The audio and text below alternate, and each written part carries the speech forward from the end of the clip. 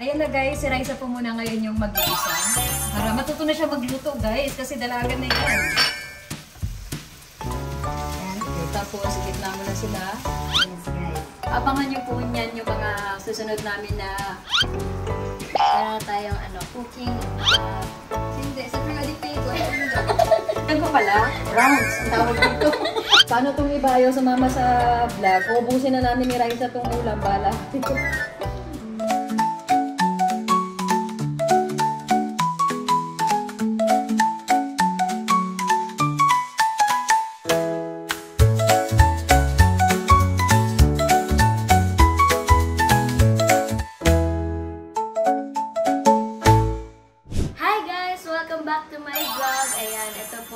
Meron tayong panibagong YouTube video and sobrang tagal na nung last naming cooking video sa channel ko. Pero ngayon nagbabalik tayo at kasama ko po ngayon dito si Mama para mag-cooking. Hi!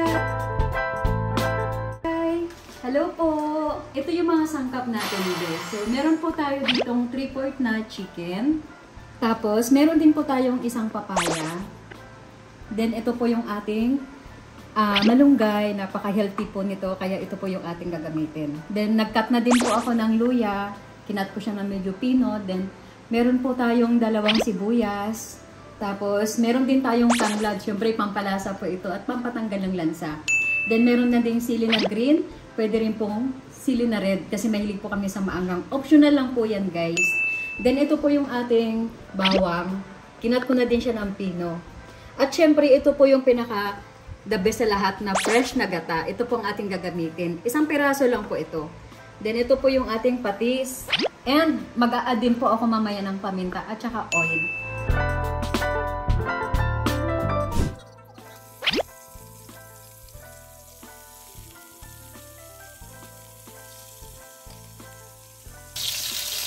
Ayan, pwede na po natin siyang balik ka rin. Kulay brown na siya. Ayan na guys, si Raisa po muna ngayon yung mag-iisa. Gagawid ko lang siya. Para matuto na siya magluto guys, kasi dalagan na yan. Haluin mo lang siya na. Kailangan magaling ka magluto. Or kahit hindi magaling, basta marunong ka magluto. Sige, haluin mo muna hanggang sa mag-color brown yung bawang. Yan, pwede mo na ito ilagay na kung sibuyas. Haluin mo lang hanggang sa mag-color brown din siya. Isunod mo na yung luya. Ipunin mo sa gitna para mas Sige, haluin mo lang siya ng haluin. Ayan, pwede mo na ilagay yung chicken. Lahat to? Oo, hindi, ganun mo. Isa-isa mo siya ilalagay. Para hindi ka mahirapan. Sige, ilagay mo. Tapos dapat sure lang na mahina yung apoy.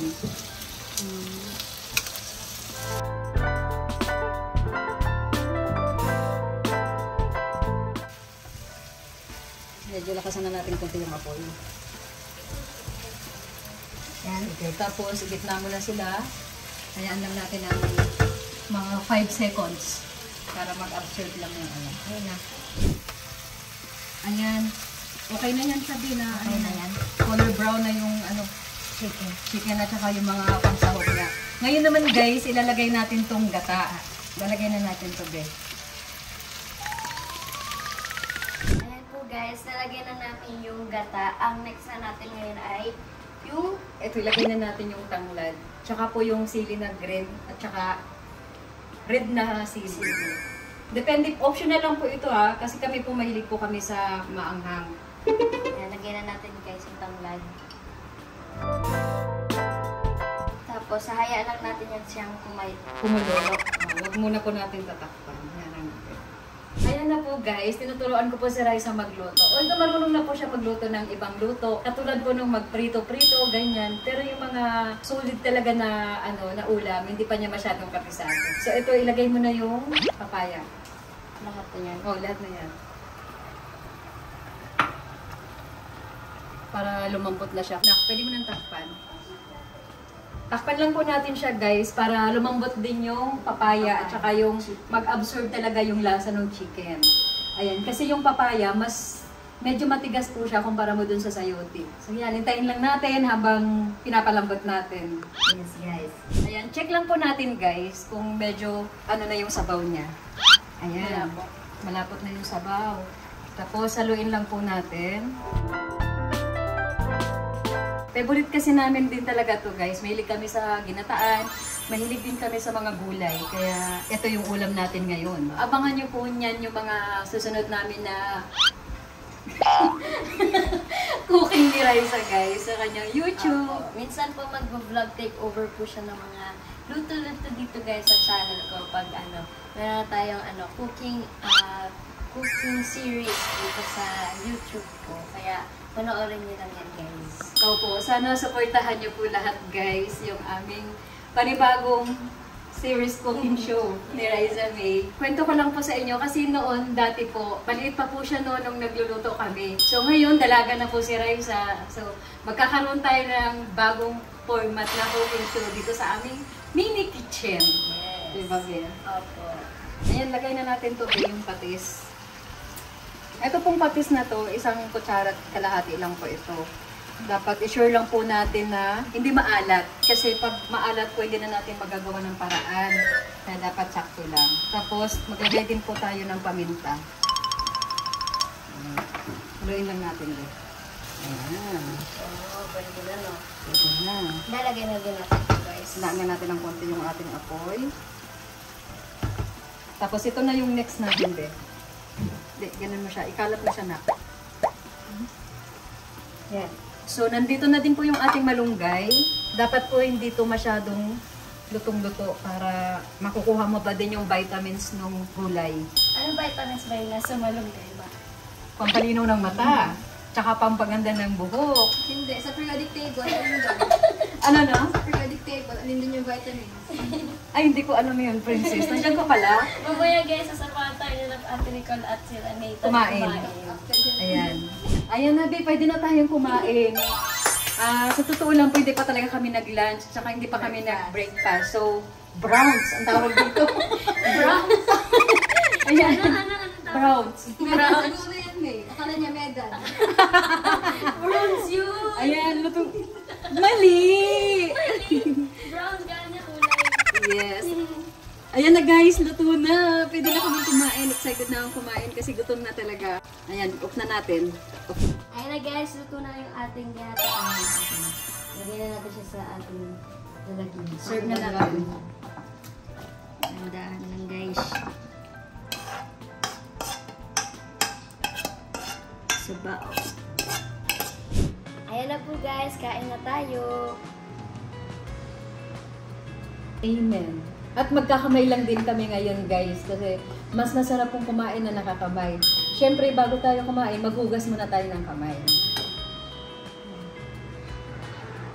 Paano itong iba ayaw sumama sa vlog? Ubusin na namin ni Raisa itong ulam. Bala kayo.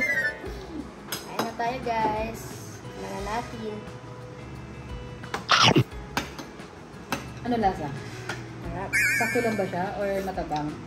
Pag matabang, meron tayong patis. Ito naman si. Try nyo din pong gawin to kasi masarap talaga siya tsaka healthy kasi merong malunggay. Malalasahan nyo po yung tanglad. Ayun na. Nak, kumusta yung luto? Natandaan mo naman yung mga tinuro ko sa'yo? Pag magluto ulit, papanoorin lang yung video dito para malandaan natin guys.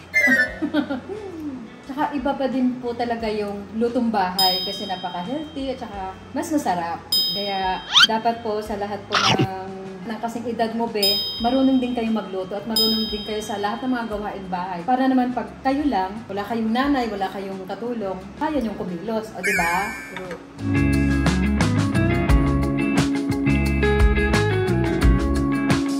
Ayan be, marami pa ako ituturo sa'yo sa susunod naming cooking vlog. Yung mga iba na mga paborito niyang pagkain, tuturo ko din sa'yo yun para pag wala ako, ikaw na yung magluluto. Yes guys. Paano? Pero ngayon po, dito na muna namin i-end yung vlog kasi tapos na kami kumain at magluto. Maraming salamat po sa lahat ng mga sumusuporta kay Raisa, sa mga vlogs po niya, sa lahat ng mga social media account niya. Thank you po dahil nandiyan kayo palagi para kay Raisa. Thank you guys for watching. Ingat po kayo at Kita-kits tayo sa panibagong cooking video or daily vlog or travel vlog. Abangan nyo lang yung mga upload natin dito sa YouTube, guys. Bye! Like and subscribe! Thank you!